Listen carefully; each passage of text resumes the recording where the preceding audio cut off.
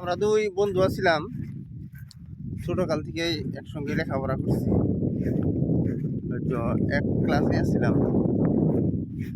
একটা সময় দেখা গেল যে বন্ধু আমার কিছু কিছু সামান্য পরিমাণ অল্প অহংকার, কথা একটা মানে মন লাগে না কয়ে তুই যে কি হলো কি, বন্ধুর আর আমার দুইটা পরিবেশ আছিল। আমার থেকে বন্ধু সামান্য পরিমাণে একটু দুর্বল আছিল, মানে অবস্থাপাতি অল্প আসছিল, মানে অল্প দুর্বল আসছিল।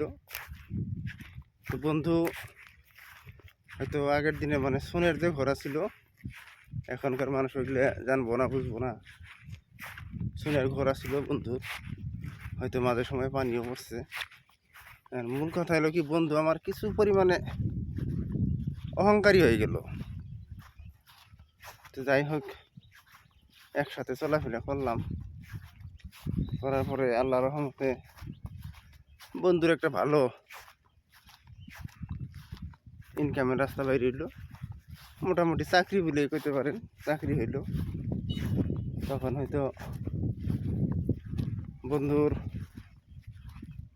যেটা পরিবার আছিল, কথাবার্তার স্টাইলগুলো মানে চেঞ্জ হওয়া ধরলো লাহে লাহে।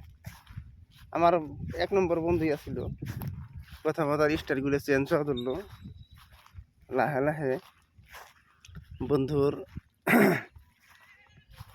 পরিবারের এত স্ত্রী কুটুম হওয়া ধরলো, মোটামুটি ধরেন ম্যাক্সিমাম তামাম নতুন নতুন স্ত্রী হওয়া ধরলো।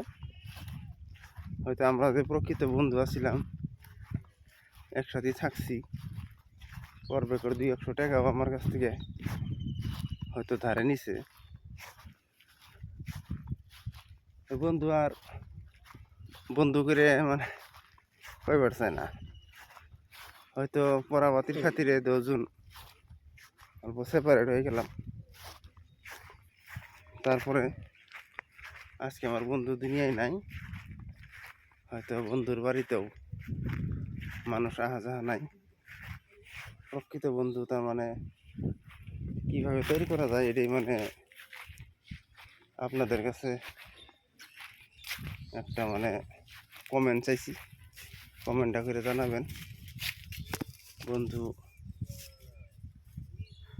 কিভাবে তৈরি করা যায়।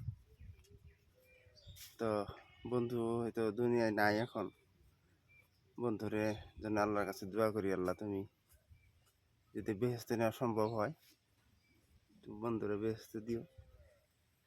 বন্ধুর কাছে কোনো ভুল করলে আল্লাহ তোমার তরফ থেকে ক্ষমা চাই। আল্লাহ হাফিজ।